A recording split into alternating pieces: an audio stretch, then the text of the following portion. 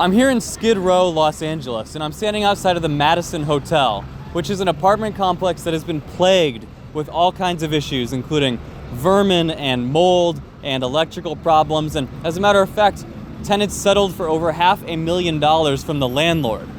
But what might be surprising is that the landlord was not some slumlord out to make a quick buck. The landlord was a healthcare foundation called the AHF, which might just be the shadiest nonprofit in the country.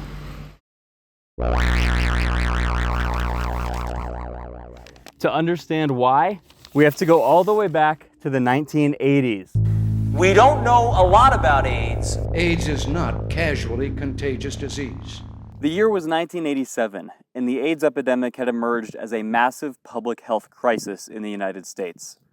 Thousands of people were dying every year, and treatments were only just beginning to reach patients. In Los Angeles, a group of activists founded a nonprofit called the AIDS Hospice Committee. They worked tirelessly, even picketing outside politicians' homes to secure funding for a 25-bed hospice that opened in 1992.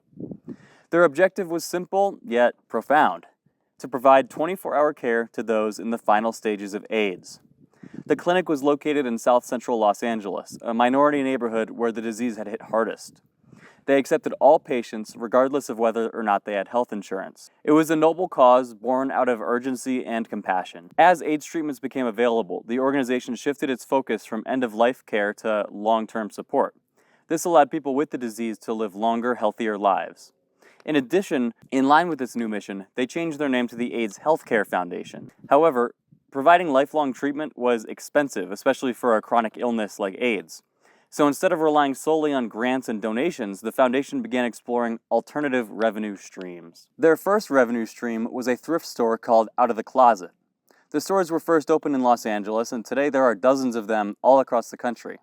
Proceeds from these stores fund the AHF's work. But thrift stores only make up a fraction of the foundation's revenue today. The game changer came in 2000 when they opened their first pharmacy. Over the years, they expanded aggressively, buying up defunct chains and establishing dozens of locations across the United States.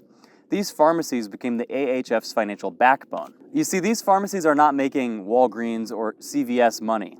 Each location can make a lot more thanks to a government program known as 340B, where pharmacies that are attached to certain kinds of health clinics can purchase drugs at a significant discount, but they can then turn around and bill insurance companies the full price. For the AHF, this means significant profit margins. Let's take a drug like Biktarvy, for example, which is an AIDS drug. It costs about $48,000 a year. The foundation's 340B discount allows them to pocket around $16,000 in profit per patient per year. In 2023, their pharmacy revenue was $2.1 billion. That means they took in more than Planned Parenthood. Now, after you take out the cost of fulfilling these prescriptions, the AHF pharmacies still made an incredible $600 million. That's more than the Make-A-Wish Foundation. Keeping the pharmacy revenue flowing is so important to the AHF that they have a dedicated sales team, dozens of people that operate on commission. They get paid if someone fills their prescription at an AHF pharmacy. A big component of this is their free STD testing, which the foundation advertises all over the place. You've probably seen one of their ads, and they're all created by an in-house team of advertisers who just churn them out. Thanks to all the pharmacy revenue, the AHF was able to go global. By 2001, they opened clinics in South Africa and Uganda, and by 2023, they were operating in 46 different countries. The international expansion showed that they were committed to fighting AIDS worldwide. At least that's what it seemed like, until 2004, when there was a high-profile HIV outbreak in the adult film industry. It was around this time that the foundation began lobbying for mandatory condom use in adult films. They spent over $1 million to sponsor ballot initiatives in the city of LA and Los Angeles County, which passed. In response, the adult film studios left. They just moved to places like Vegas and Florida where they could continue to shoot without condoms. And around the same time, the AHF was audited by LA County. They sued, claiming that it was in retaliation for killing the adult film industry. This was the beginning of a long series of lawsuits. The AHF has sued cities like San Francisco, Dallas, and Baton Rouge. They've sued competitors like CVS. In general, most of these lawsuits were filed with the goal of growing their pharmacy business or accessing government grant money. But still, legal fees are really expensive, and it's not public exactly how much the AHF spends on lawyers, but no doubt it's well into the millions of dollars annually. And lawsuits aside, the foundation took a liking to these ballot measures after they were successful in passing the LA County condom law. So, in 2016, they spent $5 million to pass a ballot initiative that would have extended the condom law to the entire state of California. That measure failed, but the same year they spent $19.5 million on Prop 61, which would have required state programs to pay the same rate as the Department of Veterans Affairs when they buy drugs. You see, the VA pays less for prescription medications because it's such a large organization and it has negotiating power. It can bargain. The thought was that a state as large as California could wield similar power. But we never got to find out because Big Pharma spent over $100 million to block it, and it failed. The next year, the foundation was back at it, this time in Ohio, where they spent a similar amount of money for a similar ballot measure, and similarly, they were outspent by Big Pharma, and it failed. These ballot measures were noble, right? I mean, if they had passed, it would have crippled the AHF's one big revenue stream. They would have made a lot less money from their pharmacies.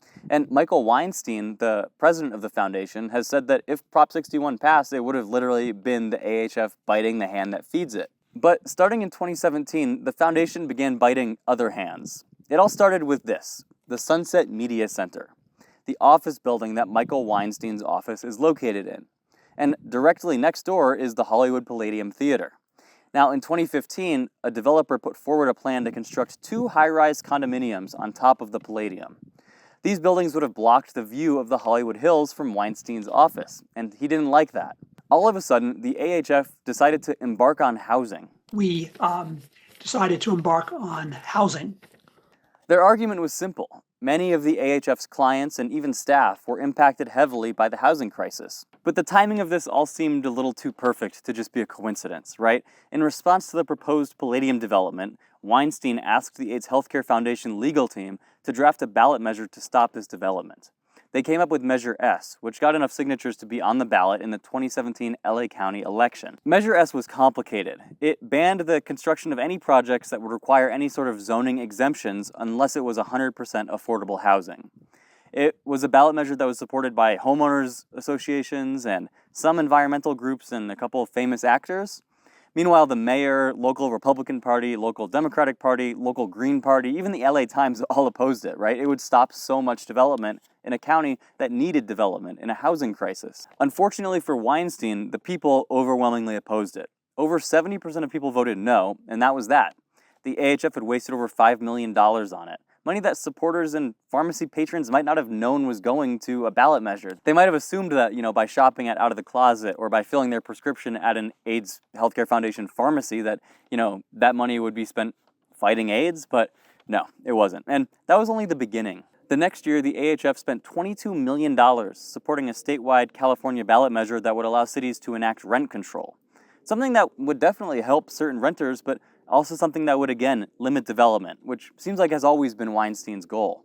The referendum failed, and he spent another $40 million on a similar ballot measure in 2020, which, again, was rejected by voters. You'd think he would have learned his lesson at this point, but no. In 2024, he spent over $50 million on another rent control initiative, and it again failed. Say what you will about rent control. I really do think it can be a useful tool to help people, but it's not AIDS, right? Why is the foundation spending so much money on it? It really seems like Weinstein has turned this personal crusade against one building into a general fight against all development in Los Angeles, a city with a housing crisis that is so crazy that if you want to buy a 3-bedroom condo within 1 mile of Weinstein's office, you're spending $1 million minimum. Anyways, all of this political action is done by a wing of the AHF known as Housing is a Human Right. But the housing stuff doesn't stop there, because there's another wing of the foundation called the Healthy Housing Foundation. Under this moniker, the AHF buys up apartment buildings and rents them out to people in need for cheap. They own 18 buildings, most of them are in California, and they've spent around $200 million buying and renovating units at a rate of about $100,000 per unit, which, credit where due, that's about 1/3 of what it costs to take the government to do a similar thing. The tenants in these buildings have given mixed reviews. Some people consider the AHF like a literal lifesaver. Others, not so much, which brings us back to the Madison Hotel from the intro. A lawsuit was brought against the AHF for mold, bedbugs, plumbing, and electricity issues, and notably an elevator that was down for over 9 months. The lawsuit was settled, and look, even if you give the AHF the benefit of the doubt, again, none of this has anything to do with the original mission of the foundation, which is, again, to stop AIDS. And yeah, the Healthy Housing Foundation continues to buy up and rent out more and more of these buildings. As a matter of fact, one of the ways that they can buy these buildings is through government grants. And in 2020, one of these grants was denied by the city of Los Angeles for reasons that Weinstein thought may have been unfair and illegal or even personal. So he fired up the legal team and was getting ready to sue, another one of the foundation's many lawsuits. But before Weinstein sent in the lawyers, he had a trick up his sleeve. A man named Kevin De Leon. You see, Kevin had just won the city council election to represent the area where Weinstein was trying to get a grant to build in. So even before taking office, De Leon called up the mayor's chief of staff to talk about ways to rectify what he called the Weinstein situation. He pulled some strings, made some more calls, tried to get things sorted out. But what people in those calls didn't know was that De Leon was getting paid by the AIDS Healthcare Foundation to do this. He was employed as a contractor for the foundation after he had already won the election, and he was paid over $100,000 in those months. You don't need to be an ethics expert to understand how shady that is. Once elected, Kevin was cut from the AHF payroll, but he continued to pull strings and do favors once in office. At one point, a member of his staff went to an AHF property to investigate some tenant complaints. The LA Times managed to get a hold of Kevin's reaction, and you can see here. Kind of shady, right?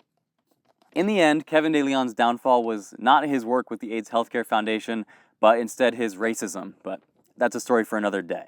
And look, maybe you've made it this far in the video and you can excuse spending hundreds of millions of dollars trying to pass hopeless ballot measures, and you can excuse the corruptions and the questionable living conditions in these buildings, but it's not really where the weirdness ends. Arguably the weirdest part of this whole saga revolves around PrEP, a drug that, when taken daily, can reduce the risk of acquiring HIV through sexual contact by over 90%. It's considered safe, and people have been taking it successfully since 2012 with minimal side effects. But in 2014, Weinstein said that he didn't think PrEP was a successful public health strategy. He called it a party drug and complained that it would reduce the use of condoms. Nobody else thought this. The AHF was basically alone in their stance against PrEP. And in the years since, Weinstein has walked it back a bit, and the AHF pharmacies now do prescribe people PrEP. But it all just seems so weird to me. What makes this foundation seem shady is that it seems like Weinstein has found this great way to milk the 340B program and take in billions of dollars, and instead of fighting AIDS, which is a huge problem worldwide and continues to kill thousands of people in Africa every year, instead he spends it on these weird pet projects, and his personal beliefs really mix into the foundation. It's just bizarre, and he uses the AHF pockets like a personal piggy bank. I support tackling the housing crisis in Los Angeles and all over the country. I just think maybe you shouldn't do it with AHF money.